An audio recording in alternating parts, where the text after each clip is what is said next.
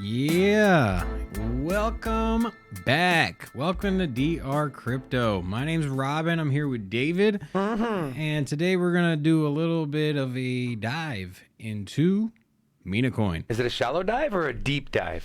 It's a medium dive. 8-foot deep side. No high dive, but That's pretty deep. yeah. Anyways, Well, if you're first time checking us out, welcome to DR Crypto. We do live streams. We also do deep dives into various projects and the crypto world in general. So if you're first time tuning in with us, help us out, subscribe, follow, and give us a like. Well, that's if you like the content, which we will. We do focus on entertainment and trying to package up the information in a way that doesn't bore you. So we try to stay away too much from technical analysis as far as charting the day's movements. But either way, what do you got, David? what do you want? I don't know. What do you think about our channel? Our channel's amazing. What do you want me to say? No? I mean, I don't know. I'm excited about the channel. I'm excited too. I want to see where you feel. We've been kind of dark for the last 10 days or so. Yeah, your boy got COVID, Yeah. so finally cleared my quarantine time frame there. So back in the studio, gave me plenty of time to study lots of different projects and the market in general. So I do got a lot of things I'm excited to talk about in here. It was finally useful for once. Yeah, it was great. So today, like Robin said, we're going to do a deep dive into Mina coin, or as some call it, Mina protocol. This is actually one of our favorite projects. Just a disclaimer, we do own some Mina coin, and nothing that we talk about today should be construed as financial advice. It's just information we're bringing to you. You should definitely do your own research. Make sure you use us as a reference, but do your own research, and whatever conclusion you come to, it's got to be on your own. Yeah, I'm excited about Mina coin. So if you're interested in it, definitely check it out. 100%. But co-signing on David there, don't blindly invest in anything that you don't personally look into. At the end of the day, it's your money. It's all a risk at the end of the day. So Yep. All right, let's get started. Get it going, baby. All right, so a little bit about the history of Mina coin. It actually wasn't called Mina coin. It was called Coda. It was founded by computer scientists Evan Shapiro and Isaac Meckler. They founded O1 Labs in 2017, and through that venture, they created Coda Protocol. Now, you might wonder what happened to Coda. Well, Coda is now Mina. What happened was they had gotten sued because their name was too close to a different project that was kind of doing something similar in the blockchain world. So they rebranded and relaunched into now what we know as Mina Protocol. And this happened fairly recently. It was, I want to say, March 23rd, 2021. Now, Mina was created with the idea of giving people the ability to run applications on blockchains without actually handing over the keys of their private data to a third party. So hold on, you said 2021? 2021. Oh, okay. Yep. I had a feeling that it was an older project. Now, I remember when... Wait, did you say older project? Yeah, no, older than... Oh, than, yes. Than 2021. I thought it was like a 2020 project. But no. There was a ton of hype around their ICO. So I remember hearing a lot of buzz about Mina. I think they broke some records for their initial coin offering as far as how much money was invested or how quickly they sold out of the allocations that they had available. So either way, it caught a lot of buzz before it launched. So I don't know if you were gonna reference any of that, but I not the ICO part, but I was gonna reference the token sale they had. Yeah, it came out running. It had a lot of hype behind it. Our buddy Mike that does the news, he was even talking about it before it initially launched. So Yep. And I don't know about your experiences with ICOs, but they are fairly risky. A lot of them lose like 90% of their value, and literally. I mean, that was the narrative behind the 2017 movement, was all of the ICOs. So a lot of people lost money. So Yep. Just just another thing to be careful and cautious about. But Yep. there are a handful of projects that do pop up. I do recommend looking into. If you do your research, you find a project that you really like, has a good team, ICOs are a good time to get in. But either way, back to Mina. What do you got? All right. So Mina protocol's claim to fame is something called ZK snarks and their use of it. Now, ZK snark stands for zero knowledge, succinct, non-interactive arguments of knowledge. So essentially, Zero knowledge proofs. Zero knowledge proof. It's essentially a way for them to validate transactions without actually having to show proof of the last 5,000 transactions. And now, this technology allows its users to confirm they have certain data without revealing that data to each other, and it uses an extremely complicated mathematic formula that your Calculus 10 professor probably doesn't even know. Or wouldn't even understand. So we're not going to get into the mathematics of it or the basics of it, but just know that this is a technology they use. Now, kind of comparing it to what's out there right now and how unique it is, when a transaction is submitted on your traditional like proof of work or proof of stake protocol, I lost my train of thought. The transaction is verified by every block that is created. So this method requires more and more energy and computing power as the amount of transactions grow, which in turn causes the total size of the blockchain to expand exponentially. So when you look at something like Metacoin, the total size of the entire blockchain is 22 kilobytes. Just to put that in perspective, that's about the size of 2 tweets, okay? And you take something like Ethereum, for example, who is an extremely congested and large blockchain, you're looking at upwards of 300 gigabytes, and it is exponentially growing. So with that being said, you want to add anything to that, Rob? So yeah, it holds the. Now I didn't do all the research you did as far as pre-filming, so just a lot of this is off the top of my head. But it's supposedly the lightest blockchain out there. Yep. I think there are a couple other light blockchains out there, but they advertise it. It is the lightest. It is, yeah. It is the lightest. With that said, you can. I know they partnered with Polygon. And Ethereum. Yeah, so for Polygon, they do their proof of work now, or they're integrating the Mina protocol to help do their proofs. So basically, it's speeding up the Polygon network, which in turn speeds up the Ethereum network. So basically, when you're looking for a good project, you want to see who they're partnered with or who they're shaking hands with and integrated with. So that checks a big box. Polygon is huge, and Mina's with small Ethereum but now, huge. So. Yeah. So I kind of want to go back to what I was talking about as far as proof of work and proof of stake and how those transactions are validated. I want to give you a real world example of how this works, right? So say you are say you're Robin the Explorer and you have a handy dandy like Dora the Explorer? Yeah, but Robin the Explorer. Okay. You have one of those metal detectors and you're going around, and a hobby of yours when you're not working is you like to collect gold, samples of gold. So in a traditional blockchain, let's say like Ethereum, for example, you collect gold, you have to document where you found the gold, how much of it you found, and the amount. So you do that for every single piece of gold you find. Now, when you go to sell your gold, all those samples and all the data you've aggregated, you have to bring all that with you to give it to the buyer and show them proof that, hey, this piece of gold was bought here for this much. This piece of gold was bought here for this much. So what happens is the more gold you start collecting, the heavier the network gets, your pockets get by bringing that to the buyer. What Mina does is it allows for the transactions to be verified through cryptographic proof.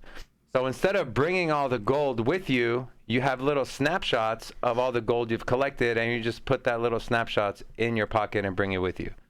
And again, 22 kilobytes versus 300 gigabytes and growing. It's pretty safe to say that a lot more of these proof of work and proof of stake blockchain protocols are going to start implementing Mina, or at least I would think they would do that, just because it helps with network congestion, fees for the consumer, and that's just the tip of the iceberg. So that's what I got to say about that. Yeah. Now, Moving on to the framework. Okay, so Mina's framework, again, I'm going to harp on this again because this is what they're known for. It's very small. So what that allows is for anyone to be able to run a node and secure the network. Typically, if you run nodes for a proof of stake, or if you're a miner on a proof of work network, you need a lot of computing power to validate transactions. You're going to go out and spend $3,000 in a graphics card, or buy a $10,000 computer, or some people build enormous mining rigs to be able to do this. With Mina protocol, you can literally validate and secure the network from your phone. And in return, by validating and securing the network, you can earn rewards in the form of staking. Do you know anyone that's doing this right now, Robin? Are you doing this right now? I'm actually validating some Mina coin right now. So, oh, my bad. You're so stupid. No, I don't know anybody firsthand. I've seen some videos of people with cell phones set up with the mining. So that's always kind of cool and quirky to see that. Definitely the future. So, yeah, I mean, I don't think proof of work in some chains are going to disappear, but in the grand scheme of things, 98% of crypto transactions, I think, will be done on lighter methods. Like your phone. Yeah, like your phone. Yep. So. All right, now let's get into some utility of Mina. So Mina protocol focuses on 3 use cases to bridge the gap between the real world and the world of crypto. The first one being end-to-end data privacy. Now, pretty safe to say that if you go on a website and you want to, buy their product or whatever, they ask you for your phone number, your email, and next thing you know, you're getting 60,000 emails a month from places you never even visited, websites you never visited. Well, Mina is looking to get rid of all that. So with the end-to-end data privacy, Mina runs what's called snaps. So if you're familiar with dApps, they're called decentralized applications. Snaps are decentralized applications, but with the SNARK protocol in place. So Mina snaps can privately interact with any website and access real-world verified data, which allows developers to leverage world information without ever compromising the privacy of their user-sensitive data. Now, for an example, let's say you have to prove your credit score is above 700.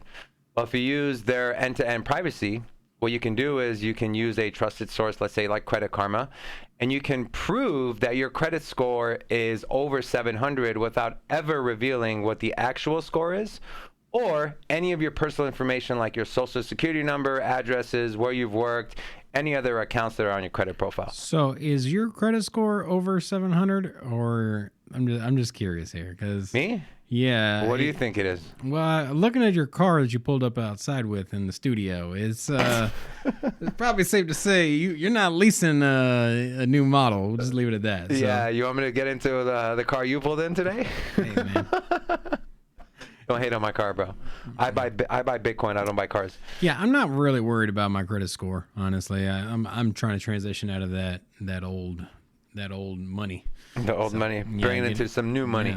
Yeah, my next loan is gonna be a collateralized crypto loan. I'm just gonna buy my car straight out like that. So I like it. Who cares about credit scores at this point, you know? Yeah, if you got that kind of leverage, yeah. All right, got a lot of leverage, baby. Let's move along. The second use case, permissionless web oracles. If you're not familiar with what an oracle is, an oracle is a service that brings real-world data, feeds it into a smart contract, which allows a smart contract to, what's the word I'm looking for, Robin? Execute the details, the framework within that smart contract based on the data that's being fed. I'm trying to figure out what you're doing in your hands. I'm trying to use my hands, man. Trying to make cupcakes over there? Yeah. So what Mina Snaps allows is for developers to leverage private, verified, real-world data from any website to build their dApps. So Snaps interact with, websites, the HTTPSs to create proofs verifying the data was on the site's server at a specific time. So you don't need an Oracle service like Chainlink who has to go into your protocol or go into your blockchain and see everything to be able to feed that information into it. They can just use their Snap-based protocols. So, and the last one, this is huge. One private internet login. So people can use Mina to securely log into any website to service or service privately without creating an account and handing over personal data. So, example, You create a Snap-based login on the Mina website. And then when you go to visit a website, the Snap provides to the website proof that your email is valid. So you never have to go and create a whole separate login with your email and have to get an email and click on the link to verify that it's your email. You literally do it once on the Mina protocol using their Snap, and it literally takes care of everything for you. So that was pretty cool. So never have to worry about getting those annoying marketing emails from people you never even heard of before. I actually like the emails. It makes me feel important. No one cares about you that much, bro. Yeah. So moving along to partnerships. So Mina protocol, like Robin had mentioned, their ICO was a pretty big success. And so without some backing and partnerships, that wouldn't have been possible. So Mina has partnerships in place, like Robin had mentioned, with Ethereum and Polygon. They are implementing their technology. The goal is to allow developers on Polygon and Ethereum to leverage Mina's ZK Snark protocol. So that's another layer they can offer their consumer is, hey, your data will never, ever be out there. It's always going to stay private if you go with our network. Some investors of Mina early on, a couple were Coinbase Ventures and Three Arrows Capital. To date, Mina protocol has raised about $29 million from its investors and partnerships. Kind of has helped it move along. Moving on to some tokenomics, some background about price and where Mina protocol sits at currently.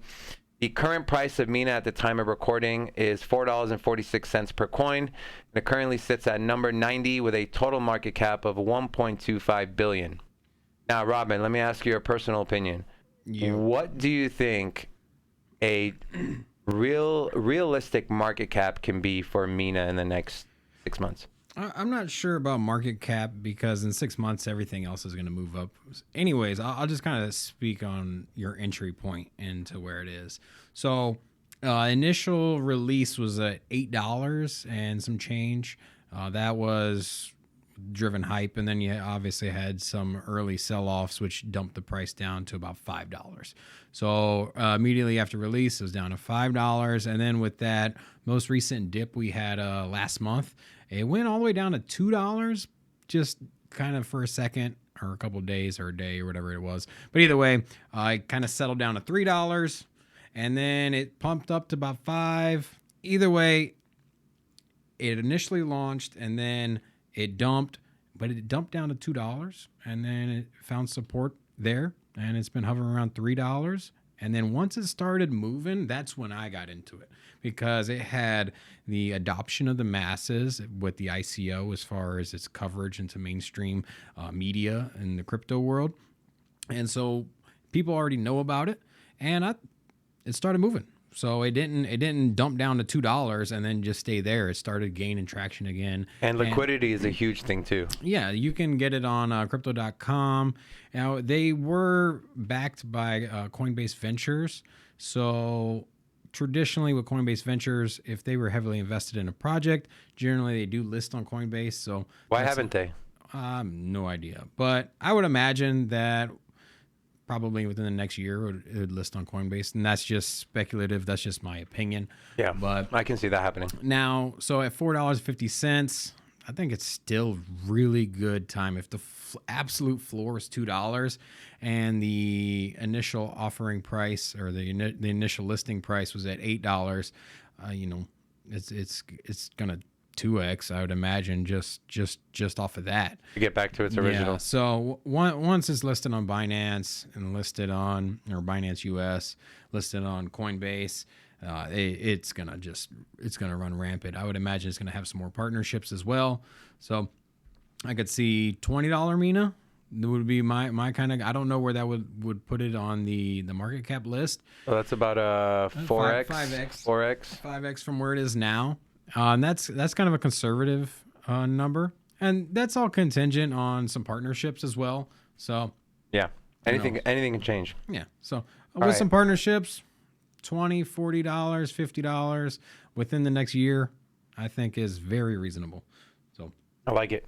I like the fundamentals. It's a great project. Now, going back to tokenomics, a lot of these coins nowadays, the word deflationary seems to catch people's attention because they seem to think that when something is deflationary, they're taking supply away from the market. Naturally, the price is going to rise.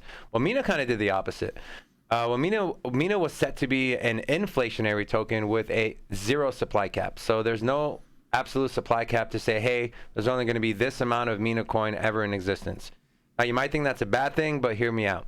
The founders decided on this because they wanted to incentivize a high level of participation in staking in the early years of the protocol. So they have a inflation table in place. The inflation rate started at 12% at inception and will decrease every year starting in year 2, which would be March 23rd of 2023. And it's going to gradually decrease in percentage until it hits a final of 7% inflation target after year number 4, which will put us at 2025. Now, the initial token supply of Mina was 1 billion coins. And going back to what Robin had said, with the amount that was available to buy, only 42.3% of that total of 1 billion was available to the community for sale. So there's still about 56% or 57.7% out there.